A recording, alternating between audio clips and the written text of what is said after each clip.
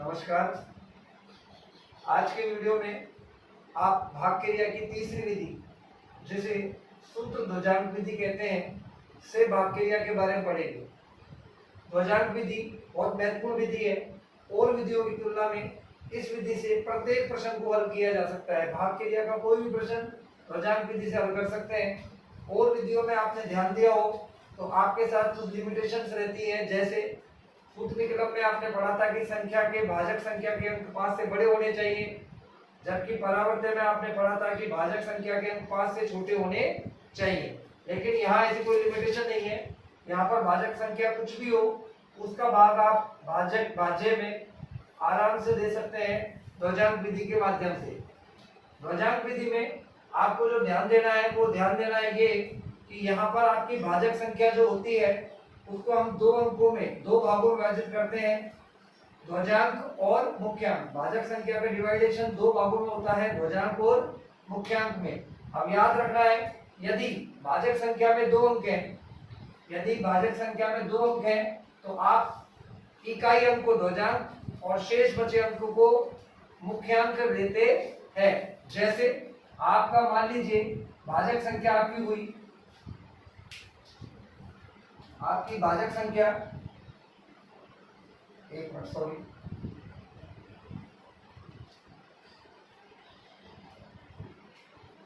जैसे आपकी भाजक संख्या हुई 59, तो भाजक संख्या में आपका इकाई अंक 9, तो ये आपका कहलाएगा ध्वजांक और आपका मुख्यांक कहलाएगा 5, ये आपका कहलाएगा मुख्यांक। ठीक है, अब हम आगे बढ़े और आपको समझाएं। उसके लिए आपको देना है, मान लीजिए अगर भाजक संख्या में 3 अंक आ गए, जैसे आपके भाजक संख्या आ गई 131, तो आपको याद रखना है क्योंकि यहाँ पर भाजक संख्या में 3 अंक है तो आपका इकाई अंक पहले के समान इकाई अंक आपका क्या कहलाएगा 1, ये आपका कहलाएगा ध्वजांक और शेष बचे अंक आपके कहलाएंगे, ये आपका कहलाएगा मुख्यांक। अब इससे आगे बढ़े, यहां पर आपने सीखा ध्वजांक और मुख्यांक को समझना। अब आगे आपको वही दो खड़ी रेखा खींचनी है, एक आड़ी रेखा खींचनी है। पहले खंड में ऊपर ध्वजांक, नीचे मुख्यांक लिखते हैं, मध्य खंड में भागफल और तृतीय खंड में शेषफल आएगा। यहाँ याद रखने की बात है कि ध्वजांक में जितने अंक होंगे, ध्वजांक में जितने अंक होंगे आप तृतीय खंड में, तीसरे खंड में भाज्य संख्या के उतने ही अंक रखते हैं, शेष बचे अंकों को मध्य खंड में उतारते हैं। फिर बता दूं, ध्वजांक जितने अंकों में होगा उतने अंक आपके तृतीय खंड में जाएंगे, शेष बचे अंक भाज्य संख्या के मध्य खंड में आते हैं।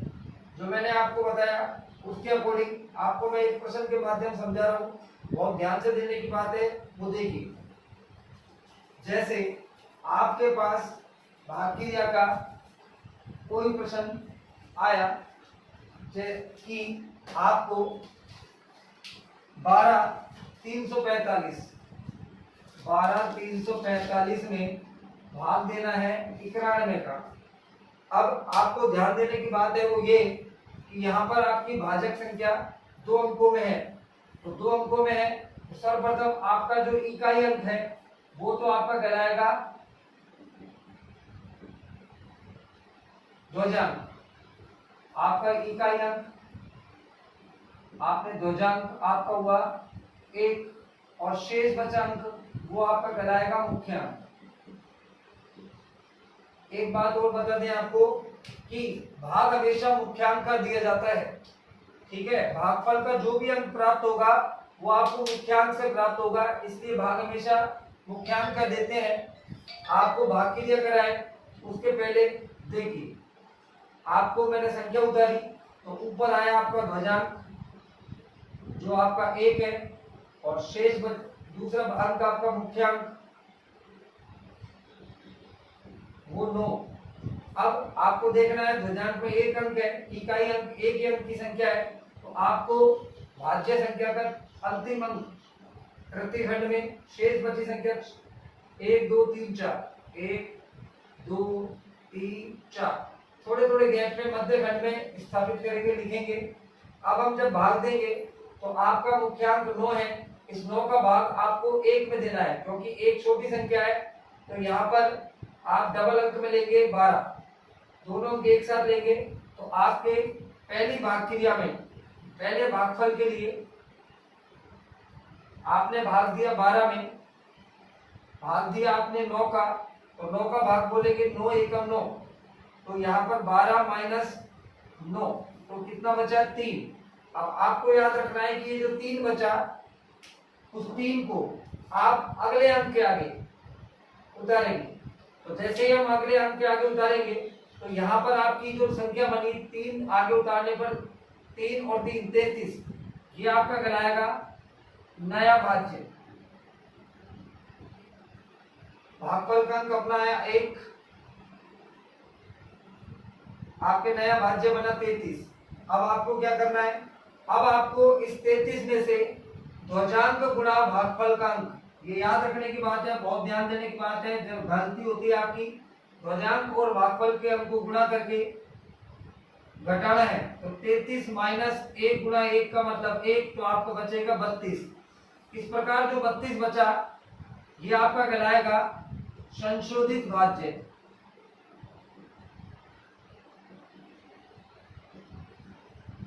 ठीक, अब ये संशोधित भाज्य बचा, ये संख्या हमारी अगले बार के लिए भाजक का कार्य करेगी। तो जब दूसरा भागफल का अंक प्राप्त करेंगे, दूसरे भागफल के अंक के लिए आपको आपका जो संशोधित भाज्य बचा, उस 32 में आपके ध्वजांक मुख्यांक संख्या 9 का भाग देंगे, 9 का, तो 9 12 9 बोलेंगे 9 एकम 9 9 तिया 27, 9 तिया 27, तो 32 माइनस 27 आपका बचा 5। ये जो 5 बचा, पहले भी आपका जो बचता था उसको आगे उतारा, तो हम यहाँ उतारेंगे इस 5 को 4 के आगे। तो जैसे आपने 4 के आगे उतारा तो ये 54 बना, और ये आपका बनाएगा नया भाज्य। इस नए भाज्य से पहले जैसे हमने घटाया, भागफल का अंक अपना आया 3, तो इस नए भाज्य से माइनस करेंगे 54 माइनस 3 गुणा 1 या 1 गुणा 3, तो 54 माइनस 3 एकम 3, तो आपका बचा 51। ये जो 51 बचा, ये आपका कहलाएगा संशोधित भाज्य। तो जैसे ही संशोधित भाज्य बचता है, तो आपके तीसरे भागफल का अंक आएगा। तो तीसरे भागफल के अंक के लिए आप 51 में भाग देंगे 9 का, तो 9 का भाग बोलेंगे 9 एकम 9 9 में 18 9 5 45, तो आप 9 का भाग कितनी बार बोल रहे हैं, 5 बार। तो ये आपने भागफल का आया तीसरा अंक। तो हम क्या करेंगे, 51 माइनस 9 5 45, कितना बचा 6। इस 6 को आप उतारेंगे तृतीय खंड में। अब ये याद रखना है, जब भी तृतीय खंड में अंक आगे उतारा जाए तो आपका नया भाज्य न बचकर शेष बचता है अंतिम भाज्य। अंतिम भाज्य, तो अंतिम भाज्य आपका आया 65। अब आपको क्या करना है, इस अंतिम भाज्य 65 से पहले के समान ही माइनस करना है ध्वजांक गुणा भागफल का अंक। तो ध्वजांक आपका 1, भागफल आपका 5, भागफल का अंक 5, तो आपका 65 माइनस 5 एकम 5, तो आपका बचा 60। तो ध्यान रखना, ये जो 60 बचा वो तृतीय खंड में भाग देने पर या तृतीय खंड से प्राप्त हुआ, इसलिए हमारे ये 60 किसका काम, 60 कहलाएगा शेष पर, और 135 कहलाएगा भागफल। अब याद रखें आप, जैसे ही तृतीय खंड में कुछ संख्याएं उतार के बचता है वो शेषफल कहलाता है, और शेषफल संख्या हमेशा भागफल संख्या से छोटी होती है। तो यहाँ पर आपका भागफल हुआ 135, शेषफल हुआ 60। इसी के अकॉर्डिंग आपको 2 अंकों का एक भाग क्रिया मैं आपको करने को दे रहा हूँ, जिसको आप करके देखें। एग्जाम्पल के लिए आपको करके देखना है, 68 764 में भाग देंगे 59 का करके देखेंगे। अब आपके मन में प्रश्न उठ रहा होगा कि यदि भागफल में 3 अंक आ जाए तो हम सवाल कैसे करें। तो भागफल में यदि 3 अंक आ जाए, सॉरी भाज्य संख्या या भाजक संख्या में अगर 3 अंक हो तो आप कैसे करेंगे। तो उसके लिए देखिए मैं आपको 3 अंकों का एक प्रश्न बता रहा हूं, थोड़ा ध्यान से देखना।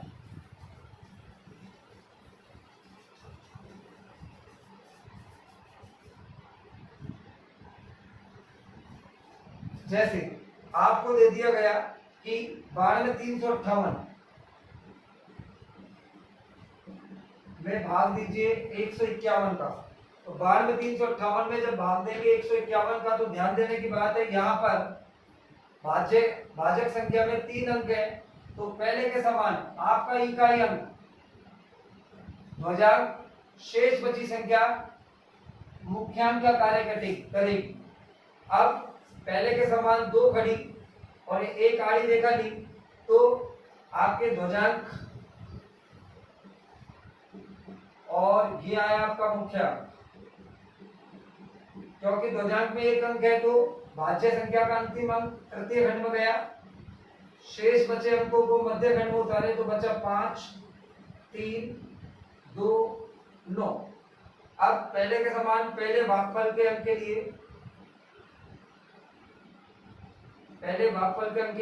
92 में भाग देंगे मुख्यांक 15 का। तो 92 भाग 15 तो 15 का डिवाइडेशन करेंगे, 15 का भाग बोलेंगे, 15 15 30 15 45 15 छिक्की 90। तो 6 बार बोला तो भागफल का अंक आया 6। 92 माइनस 90 आपका बचा 2। जो आपका 2 बचा, इस 2 को आप उतारेंगे अगले अंक के आगे तो आपका क्या बन जाएगा, नया भाज्य। तो नया भाज्य आपका आया 23। पहले के समान नए भाज्य से ध्वजांक गुणा भागफल का अंक, तो 23 माइनस 1 गुणा 6, 1 गुणा 6 तो 23 माइनस 6 आपका बचेगा 17। ये 17 आपका कहलाएगा संशोधित भाज्य। संशोधित भाज्य आपका आया 17। पहली भागफल क्रिया पूरी हुई। अब दूसरे भागफल के लिए आपको 17 में मुख्यांक 15 का भाग देंगे, 15 एकम 15 तो 17 माइनस 15 आपका बचा 2। जो 2 बचा इस 2 को उतारेंगे आप अगले अंक के आगे तो आपका नया भाज्य प्राप्त हुआ 25। इस नए भाज्य से माइनस करेंगे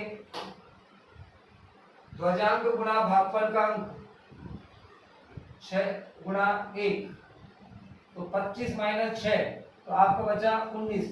ये 19 आपका कहलाएगा संशोधित भाज्य। तीसरे भागफल के लिए आपको इस 19 में भाग देना है 15 का। 15 एकम 15, 19 माइनस 15 आपका बचा 4। इस 4 को आप उतारेंगे। अब 4 तृतीय खंड में उतरने वाला है क्योंकि मध्य खंड समाप्त हो गया तो तृतीय खंड में उतरा 4 तो आपका कहलाएगा अंतिम भाज्य।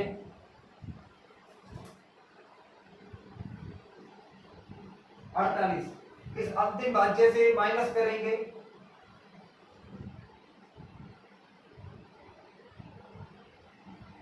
ध्वजांक गुणा भागफल 1 इंटू 1 तो 48 माइनस 1 ये बचेगा 47 क्योंकि बचने वाली संख्या तृतीय खंड से है तो ये आपका शेषफल, ये आपका भागफल।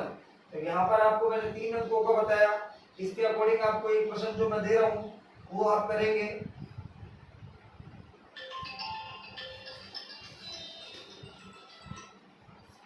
एग्जाम्पल आपके लिए वो आप करेंगे 59, 28, 37 में भाग देंगे 119 का। दोस्तों आज यहाँ पर आपने ध्वजांक विधि से भाग विक्रिया पढ़ी। अगली वीडियो में आपके लिए कोई और अच्छा कंसेप्ट करके तैयार करके लाएंगे। तब तक के लिए आप इस वीडियो को सीखें, पढ़ें और इसके अकॉर्डिंग काम करने का प्रयास करें। वीडियो को लाइक करें, पसंद आए तो सब्सक्राइब करें। धन्यवाद।